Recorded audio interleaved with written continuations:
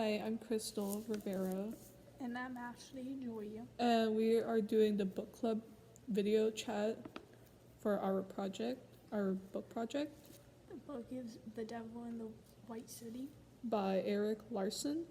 For question number one, uh, the what's this book about?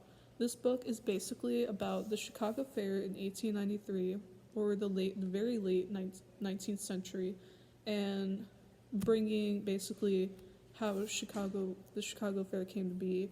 This was maybe during the Gilded Age, the time of prosperity, but this book doesn't just focus on the Chicago Fair. There's also a side story to it, about a murderer named H.H. Holmes.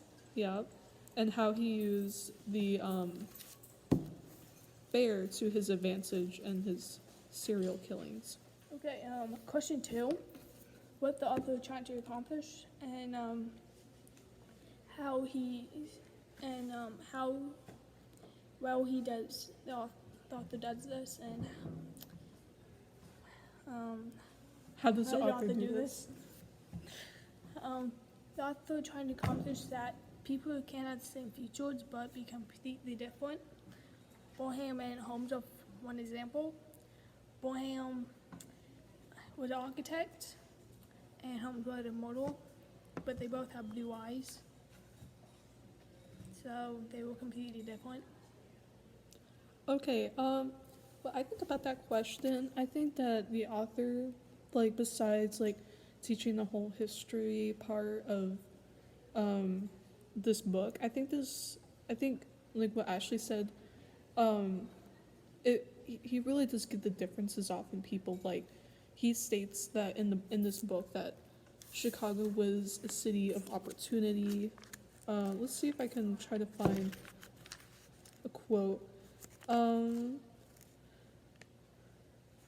Also stating that, quote, page 13, for Chicago was a prideful place. In every corner of the city, people looked in the faces of shopkeepers, cab drivers, waiters, bellboys, whether to see the news had already come out, whether it was good or bad. Besides that, throughout this book, he also talks about women becoming more independent, and I really think that's his accomplishment here, was spreading more what do you call it, awareness, yes, towards equality of that time. And by stating how women were so independent, he was because we know back then that they weren't really that equal. So okay, so for question 1, that was basically the summary. What about this book that caught your attention? Well, this book caught my attention primarily because my family is from the majority of my family is from Chicago, and I know more history about Virginia than where my family actually is. So I picked this book so I can learn a little bit more about the Chicago Fair, and not just in history class, of course, but of course the plot summary about the H.H. Holmes serial killings also got my attention because mystery is my favorite kind of genre. I think the book did lead up to its expectations. It was a really good, enjoyable book to read. Besides, I would kind of give it a point off for, I think the author Eric Larson could have he could have added more emphasis on his wording, because it kind of seemed kind of bland. What do you think? I think The Devil in the White City was a very good book.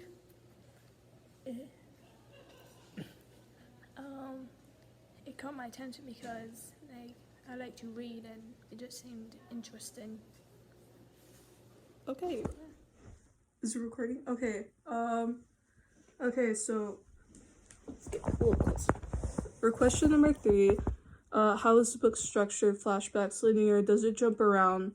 How does it support? Okay, well, let's just start with, I think the book is structured like, it starts off with the Chicago Fair, and then with Burnham, introducing Burnham. I think it was kind of nice how the book started with Burnham being old, and then just like saying how he got there to his accomplishments, and then it kind of jumps to the killer himself.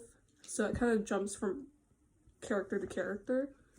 Um, I think the author kind of does this a little bit weird because he does the chapter titles kind of to give indication whether or not it's which character it is, but sometimes it'll jump to like the city mayor like Harrison or other characters that aren't really important to the book.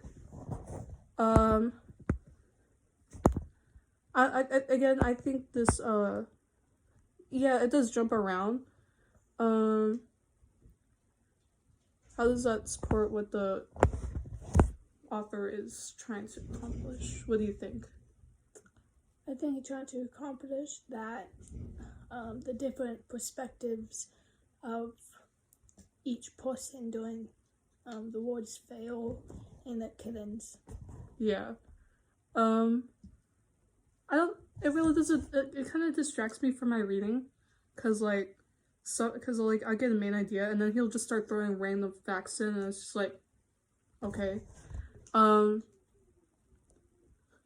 It kind of makes the book more interesting, cause like Ashli said, it gives more perspectives around the Chicago Fair. Okay. Question 8. This book is college appropriate, meaning that the quantity of writing and theme / issues could easily cause this book beyond college course reading. However, would you encourage your high school peers to read this novel? Should it be taught in high school classes? Why not? I think it should be taught in high school classes because it gives people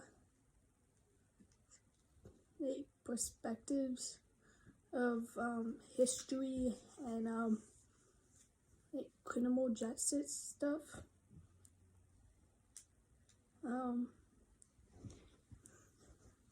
I will encourage my high school peers to read this novel because like if they like history and criminal justice, it's perfect for them. I think this really is college appropriate, and I also think that this is high school appropriate because you know, like Ashli said, this gives many perspectives in a historical aspect, and I think it's really important for college and college students to get perspective of everything, not just like one side, just like a broad overview of everything, especially in college where you're gonna have to go into detail with everything. And I think this book really does go into detail with, you know, even little details as like the General Electric and how they face problems with electricity, money, and like other problems such as disease, and how would that affect their workers. And I think looking into details would really help, you know, understand what the process they went through. So I think this would be really good for college. I think I would encourage my peers to read this novel because it's a long read, but it's really worth it because it really teaches you some history besides reading out of the history textbook and whatnot. So it's a really interesting topic because it also ties in mystery and how does a killer has to be involved with the Chicago Fair. Okay. Alright, for the next question for me, number 6, was there a character or individual with which you had a strong connection? Why? What about this character or individual caused this connection? I really think Olmsted, I think it was Olmsted. Yeah. Olmsted, he was a land architect. He was very popular in the United States. He was really hard to get at first. he had to go through several agreements with Burnham before working with him on the Chicago Fair. But besides that, I think I really like him because, even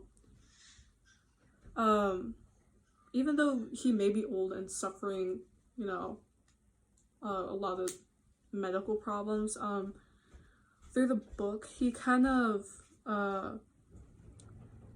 even though he works really hard, like, he's, like, sick, he's suffering from pneumonia, he's suffering from a lot of illnesses, yet he still pursues to, make the fair happen. I have a quote for that, actually. His insomnia and pain, the crushing workload, and his mounting frustration all tore his spirit until by the end of March, he felt himself on the verge of physical and emotional collapse. Olmsted, however, believed that all he needed was a good rest. In keeping with that therapeutic mores of the age, he decided to go to convalescing in Europe, where the scenery will also provide an opportunity for him to enrich his visual vocabulary. I like that, even though he may think that everything's all stressed out, and everyone at this time is like, hey, you should go see a doctor. He's like, no, I don't need to see a doctor. He just went to Europe to go look at scenery, and honestly, I think that, for me at least, the way I feel better and, like, stress reliever or anything that's going on, I like to, enjoy some peaceful time with myself. Sometimes I like to look outside or do all that stuff. Olmsted, he kind of, like, he pushes through real hard. When he went on this Europe trip, to Paris, I think he also went to Italy.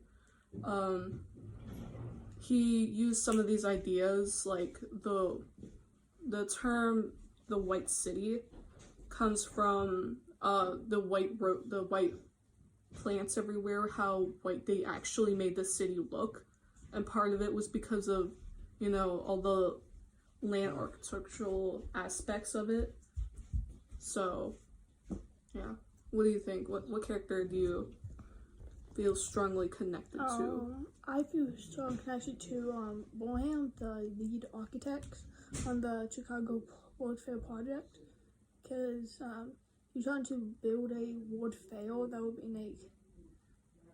will put America on the map and try to be better than Paris or than the Eiffel Tower. So he's trying to raise America's expectations and everything. Good. Right. Yeah. For number 11, what do you learn from the book and how it potentially shaped your community, how you look at your community? I learned from the book that there can be a potential serial killer in every so many people. So kind of I don't know, made my expectation for a serial killer in a group of friends more potential. So for number 11, what did I learn from this book? Well, from reading from this book, in order to achieve your goals, you really have to push through a lot of hard stuff. For example, Burnham, the Chicago Fair was really important to him. So important that if he didn't win, he didn't put enough effort into this, he would let America down, literally, because this entire Chicago Fair was for America to show itself off, really, and compare it to, wow, how amazing France was with the Eiffel Tower.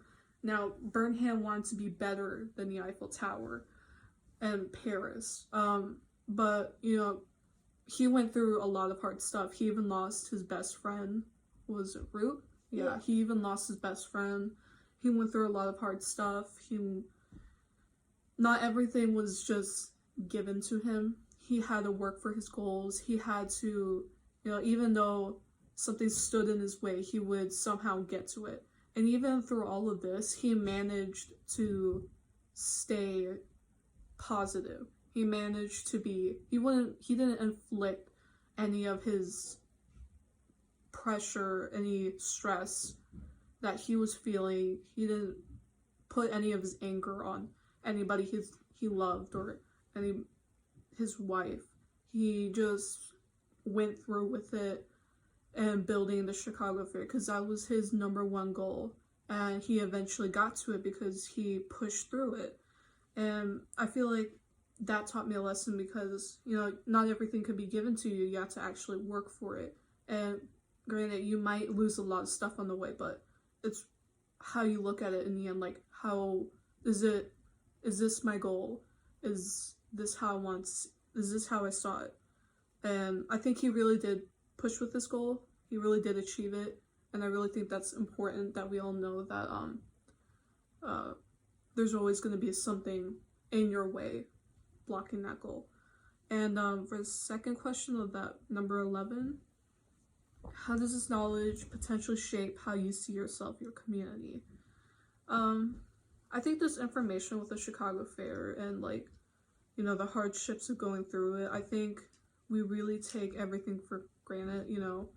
Of course, back in the late 19th century, everything was hard considering the amount of pollution in the air, the amount of hard work they did. There was a lot of child labor back then, but all we do is just, like, you know, complain about, oh, I need to get the latest phone or whatever.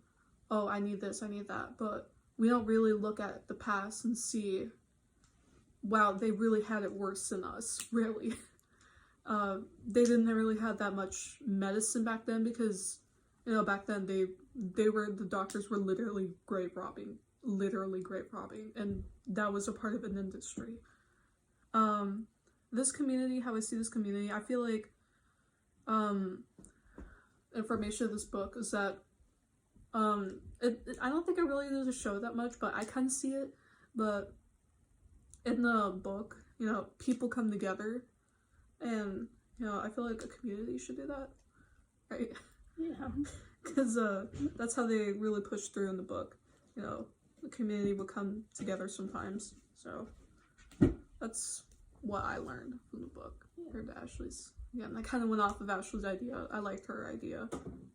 The new perspectives and whatnot. Yeah. Alright. Number 7. Was there a character or individual that disappointed you or angered you? What about this character or individual caused this reaction? Oh boy. Was it H.H. Holmes? Yeah. Oh my god. Throughout the book, like, my anger, like, there was several times throughout the book, I just wanted to stop reading because I was just so angry at him. Basically, he's the killer. That's it. He's basically the killer. The reason why I don't like him is because the way he would kill people, it was, like, absolutely horrifying to read it. He would actually trick women into, marrying him. And he would act like as a handsome man.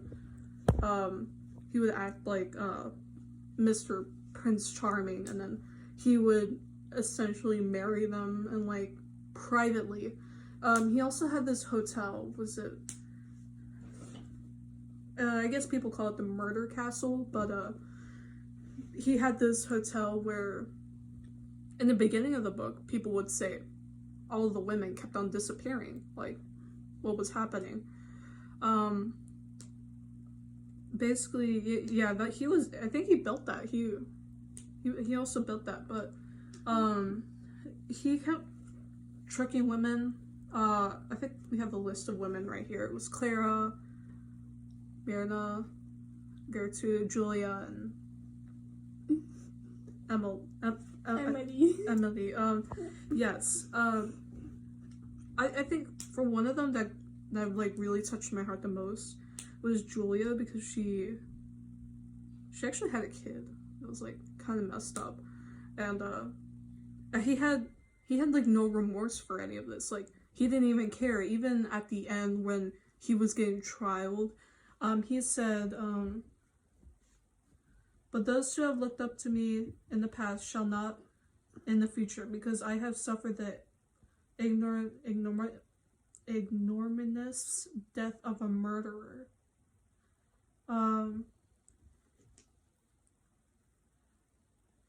I am, and then he also says, I am today suffering, and this not to prolong or save my own life. I don't think he really had any remorse.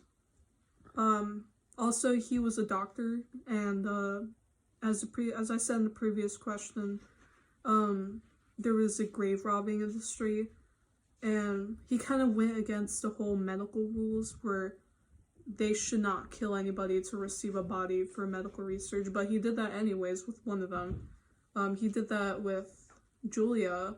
He tricked her into like I think it was a basement or room, and then he was like, "Oh, I'm gonna give you an abortion." No, he killed her.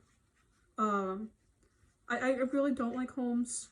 He kind of made me angry. Just reading the book, and just like these women have no idea. They're like clueless. They don't even know. They think that this is the love of their life. They think that this is it. They're gonna get married, have children, but in reality,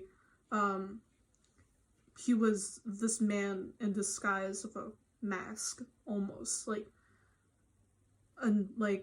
evil behind a mask, almost. So I really don't like him. I'm glad that he was found eventually, which also confused me. Is just like he bought so many chemicals. It's just like, how did he buy this many chemicals? So many women have been disappearing from his hotel, and nobody even looked into it. That's what got me angry. And several other people in the book, like some prosecutors said, like, how did he get away with this? How did we not realize that it was this man all along that so many women were disappearing? So, who do you not like? I don't like the police because, as you were saying, like Krystal was saying, they knew the women were missing, but they didn't look behind the disappearances. Also, I kind of agree with her. The police kind of made me angry too, because they didn't even realize that it was Holmes, when it was clearly, he showed red flags of it. And I'm sure, like, in today's world, we have more advanced, developed police. So, yeah. Next question. Okay, next question, and that would be number 14 for Ashli. Yeah. Okay. Number 14 is will you trust the author to write a story of your life, and what about the book does it answer you this way? I would trust the author to write about my life because, like, he'll go into specific details about it, and then he'll go into like my friends' details, my family details. Just make me very descriptive. So I don't know, that's a great question. I don't know if I should trust this author with my life. So, mostly because this author goes into so great detail, it's almost scary. But also it's the way he kind of writes his book is also confusing sometimes, because like he'll have 2 paragraphs for one person, and then he'll jump to another person, a completely different person.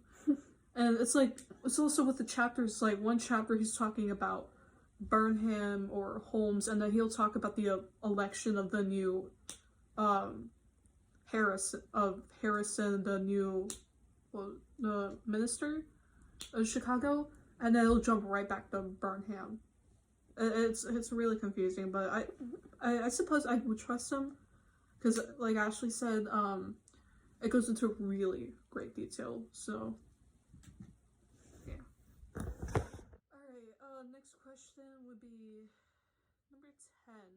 Number 10 says, what line, scene, event, or person in this book could be seen as inspirational for people? Why and how? Okay, this may seem a little bit strange, but I think Ruth's death was kind of motivational, because I have an explanation for this. Okay, so I think that because of this, you know, he basically, Root and Burnham were basically best friends. They were like the closest people together, and without without Root, Burnham would basically he felt like quitting the fair. And from that scene, I pulled out a quote. Burnham kept silent. He considered quitting the fair. Two forces warred him within: grief and the desire to cry out that he, Burnham, had been engine driving the fair, that he was the partner that propelled the firm of Burnham and Root to greater and greater achievement. The challenge ahead looked more daunting than ever. I think this would be really motivational or inspirational, because, you know, it's life is life basically. I don't think that's a way to put it, but he basically thought he was gonna quit the fair, like, because Root was gone. He was like, I have no motivation for this anymore. I think this could be seen as motivations because, as I stated earlier, of course you're gonna have hardships through life, but yeah, you have to push through it. Like, you had to think, if someone you lost, what would they think? They will want you to pursue through it. They will want you to keep on going, achieving your goals. And he didn't give up after that. He was about to, but he thought that if he didn't continue the Chicago Fair, what would Root think? He would be really disappointed, right? So I think that's what we really have to take from this scene, is that even though his best friend died, he still continued to make the Chicago Fair the best in the world. What do you think? I think like it's inspirational scene for me was like in the beginning when they were trying to figure out like if they wanted the fair, like, and all America said that they wanted to, but then when they try and figure out a location to hold the fair, they kept like saying California, New Virginia, Chicago. The states come like they sports in. They were united and then they divorced from each other. Yeah. For the number 22, what did author make you sympathize with the character? The author made me sympathize with Ned Connor, husband of Duryee Connor. It made me sympathize because, like, Ned Connor knew that Holmes was being like, too nice with Julia, and he kept saying to Holmes back off, but Holmes wouldn't. And then when they went missing, Ned assumed it was Holmes since they were like already together. Okay, well, one character to sympathize with and I kind of felt bad for, is that there's several characters, such as the people who, one of their family members were victims of H.H. Holmes, you know. I felt really bad because they kept telling themselves, you know, oh, they're not dead, they just probably went out for a vacation or something, but in reality, they would never come back because Holmes kept on lying to them, which is really messed up. But, the one person who I felt bad with, considering the time era, was Henry. That's a woman's name, yes, in this book. This woman, she wanted to contribute to the women's building, I think it was the Women's Liberal Arts building. I think because of that, they built a separate building for the women. She kept on pursuing that she wants to help out with the fair by making doors, making decorations for the World Fair, but she kept on getting them turned down. And granted, this was gifts from like a whole group of women, but they kept on getting turned down. And eventually she went to Burnham and she had a breakdown, started crying in front of him, and she got sent to what they said back then, the crazy house. And considering this time era, I felt very bad for her because all she wanted was some recognition. She wanted to help out, but of course back then, around the 19th century, women didn't have that much recognition for anything. They didn't really get to participate in that much, although there was women's rights temperance going on during that time. They didn't receive full equality for anything. So I felt really bad for her when she got sent to that crazy house without being talked to first. Like Burnham he didn't even consider talking to her first. He just said bye. That's it. So also with Ashli, what she said, I also sympathize with I feel sorry for them, because also with another family of Mirda, or I think so, but her family kept telling themselves like, oh, she's not dead, she's not gone or whatever, but in reality Holmes had already killed her. He kept lying to all their families, saying that they were dead, and I meant they were not dead, they were alive, but he kept on saying that, oh, they went somewhere else, and they went somewhere else, and they went somewhere else. And then I was also confused as why did they believe him? Like, they just met this man. Like, I don't understand, but I felt really sorry for those people. Alright, and for our last question, number 13. Number 13 says, how would you convince people to read this book? What would you say were revealed to promote their reading of this book? Okay, we kind of did this one, but I would like to emphasize it. I really would like to emphasize it more.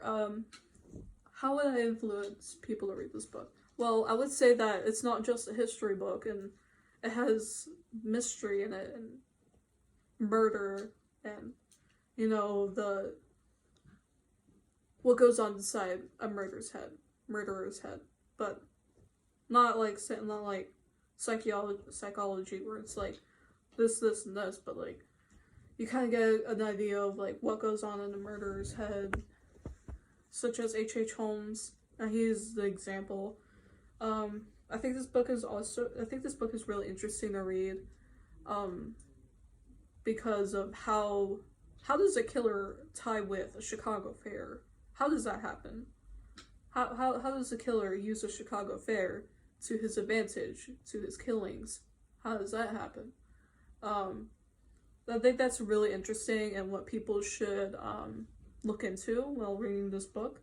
This book also has really great use of figurative language. Like, they use, sometimes the author uses biblical things like demons possessing someone, whatnot. So I think that's really interesting. The author uses great figurative language. How would I promote this book? I think, how would I promote the reading of this book? Introduce it to a history class. I think that would be really good. Like, instead of like, if we're learning about like the Gilded Age or whatnot, I think this would be really good to learn about the Chicago Fair. Like, if we're taking like an AP history class or a US history class, I think that would be really good to teach the Gilded Age. You know, this book doesn't just talk about like, oh, it's the Chicago Fair, yada yada yada. It also goes into facts about the late 19th century with the Gilded Age, which was basically industry, but not so much the industrial age, but it was basically about industry, railroads or whatnot, the steel. So I think that would be really good for a history class, instead of just sitting down and reading a textbook. It comes with really interesting stories too, gives much more perspective. So I think this would be really great for reading in the history class. Also English class, maybe. So, because like I said, it has great use of figurative language. Sometimes I have to sit there and read like, what does this author mean? Also, when the trials of H.H. Holmes, he just wanted to be killed. Like, he didn't want to be held for too long. And I think that's something we could wrap our heads around and figure out, like, why does this author word certain things this way? Yeah. Oh, what do you think? Yeah, I agree with Krystal that like it'll be perfect for like a history or English class because it had a great like structure and writing. And it can teach us a lot. Okay. So all of the questions conclude that Devil in the White City is perfect for for all ages that like history and like moral mystery and all that. The end. I think that this book is really great for you to read, and people should check it out, especially high schoolers, college. This book really gives you real perspectives. I mean, it can be a little bit boring to read at first, but it gets really interesting. So this concludes our book talk of Ashli and Krystal of On Devil in the White City. Oh, thanks.